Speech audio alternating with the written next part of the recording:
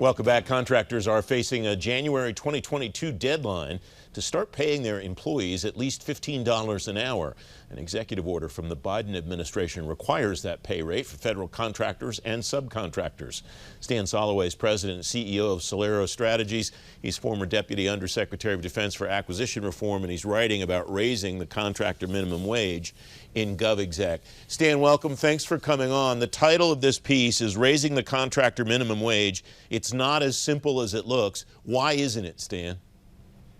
Well, it's you're not just taking one wage and putting us to another level. You're talking about lots of different wage levels between the $10 and 20 or 30 cents, whatever the federal minimum wage is for contractors, now up to 15. So it's a big number.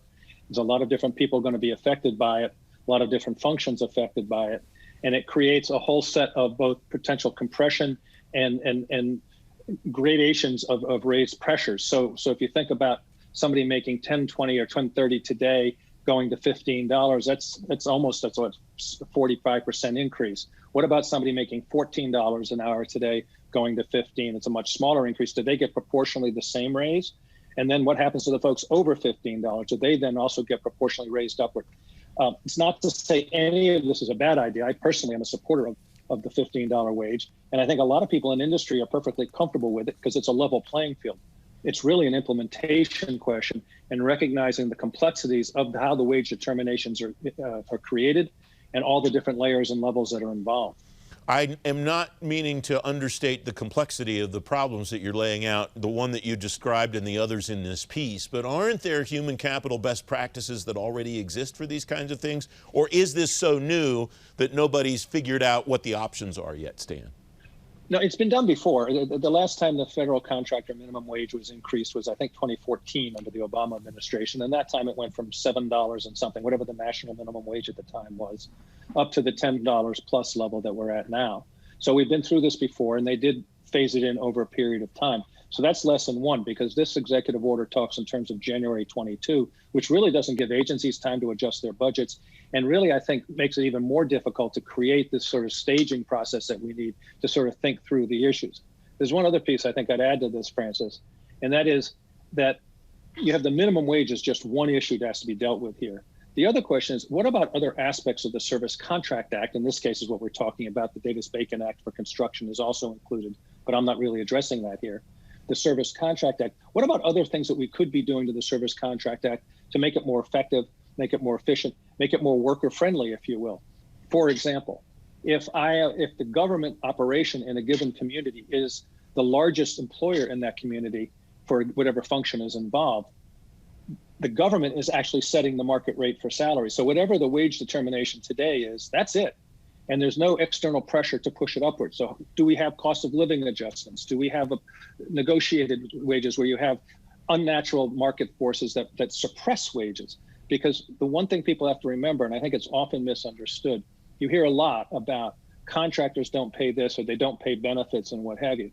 Under the Service Contract Act, which covers massive amounts of service contracts, pretty much anybody who's an hourly employee, the government determines what the company has to pay, and the government mandates a health and welfare benefit that has to be paid.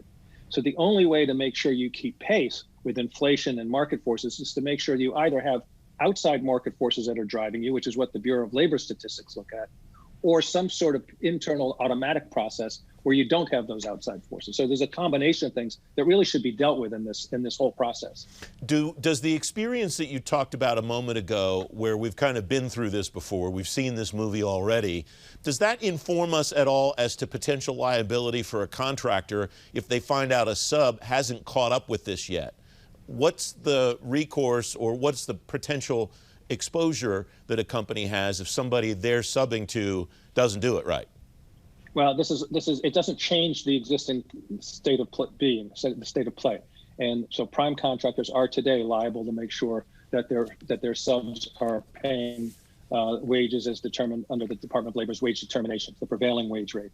And the failure to do that comes with various penalties, having to make up back pay and so forth. It doesn't change that. It just broadens the scope of which that a risk might exist. Because I think one of the differences between this time around and the last time we did this is the number of people. We don't have great data on this, but it would appear logical that the number of people affected when you're raising from $10 plus to $15 is much greater than the number of people who were in 2014 only making $7 or $8 or $9 an hour. That was pretty rare under federal contracts.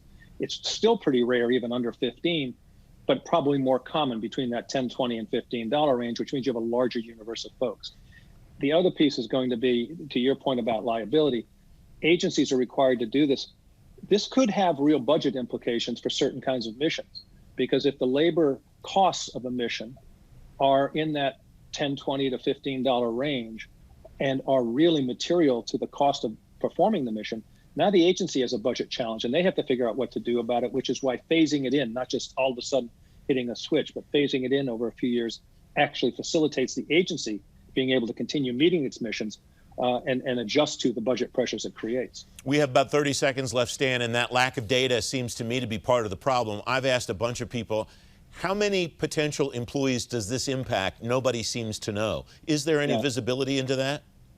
I suppose with some deep dive research, you could figure that out. It's not easy to determine exactly where it is, because it's you can look at the number of jobs, if you will, call center operator, engineer 2, whatever it might be. You can look at the number of jobs that are covered, but the number of people performing those jobs is actually very difficult to get your arms around. So I think there are some data needs. But I think also, as again, going back to the lessons of the past, the phasing and looking more holistically at the Service Contract Act and what we can do to make it more efficient, more worker-friendly and supportive, and use it as a tool to actually drive some of the broader goals of the administration more effectively, such as upward mobility and wages. This is the opportunity to do it. Stan Soloway, thanks very much. Great to see you again. My pleasure. Thanks, Francis.